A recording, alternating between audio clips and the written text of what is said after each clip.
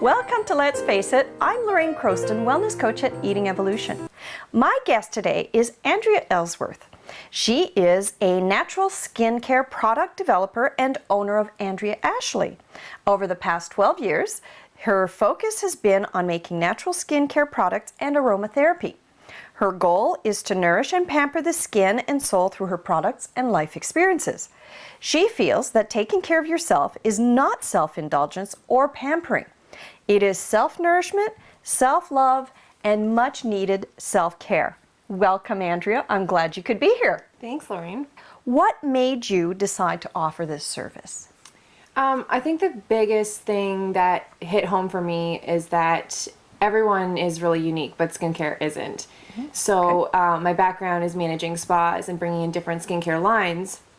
And what you notice is that each spa maybe has one or two skincare lines in there, and you're dealing with all sorts of people, all different backgrounds, all different reasonings to what is going on with their skin, and we're handing out the same product to everyone. Yeah. So I was finding, especially in circumstances of acne, the reason one person is having acne compared to another person is, two totally different reasons. So I really wanted to dig deeper and fine tune that and really get to know my clients one-on-one and create something that's just as unique as they are. Well, that's a great idea.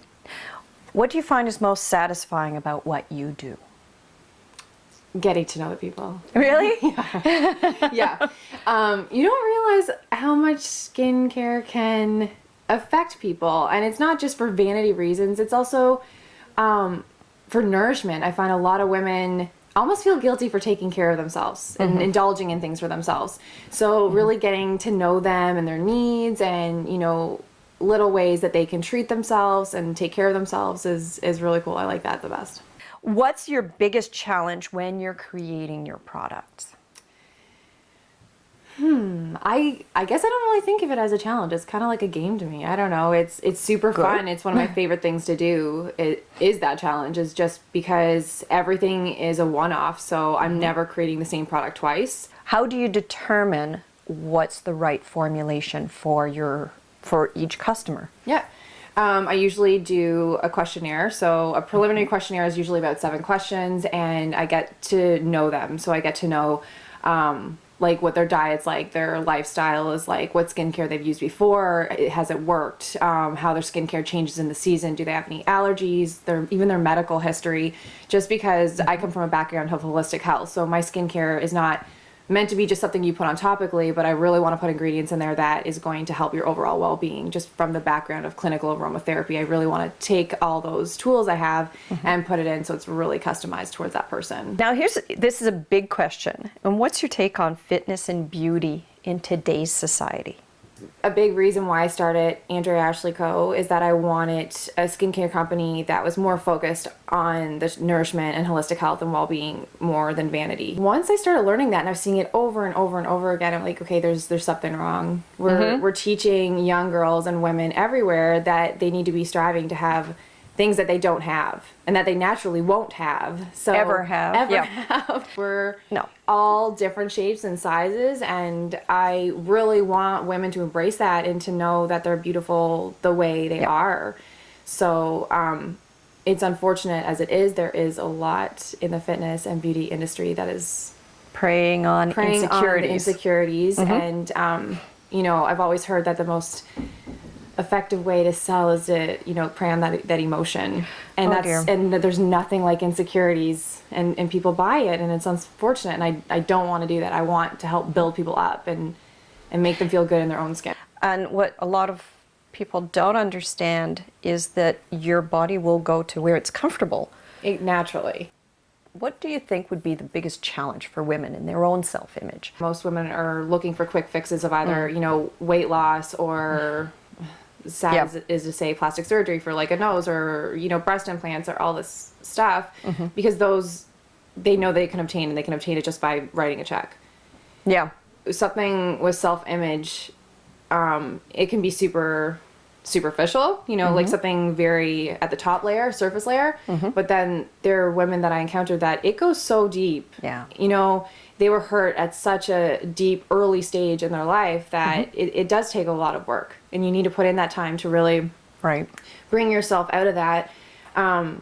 but I think the biggest thing is to know that you can, and to surround yourself with women who support you and friends and family who support you and encourage you and, you know, make you and help you focus on the highlights and the assets that you do have and not bring you down and talk about the things that you don't have or should have, because I just don't think there's a should or a list. If you have someone who, when you were younger, said you should be, fill in the blank.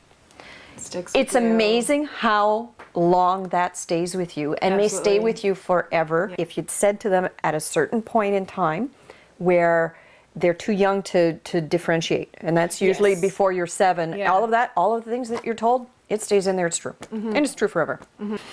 Once you're aware of it, it's so much easier Oh, yeah. to identify. It actually has nothing to do with you. It's a little bit of a separate Yeah. thing. I mean, it's very well attached to you emotionally, but you can start to disengage it a little bit.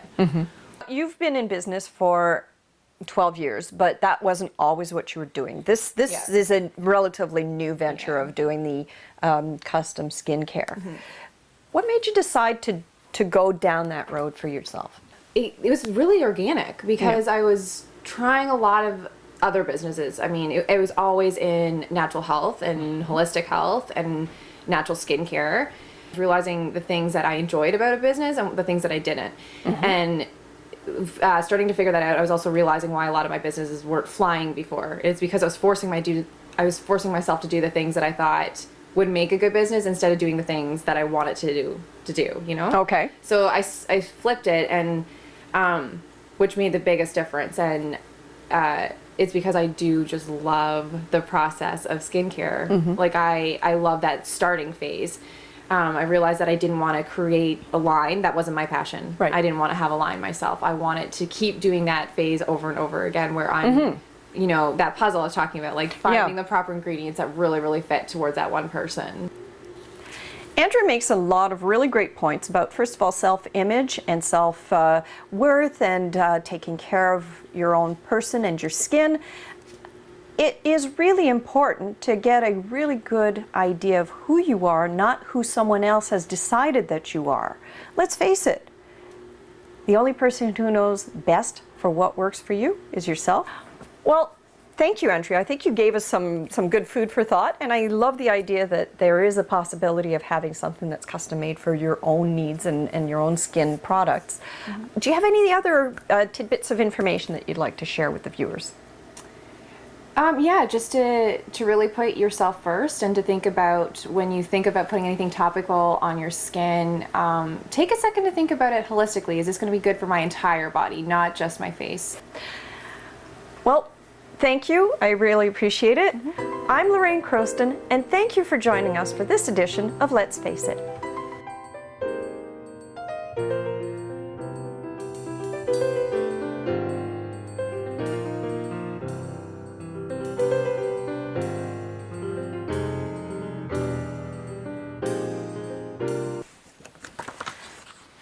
Well, Just gonna fix my hair. Okay, go. you good now? Yeah, I'm you good. sure? Yeah. Okay. Where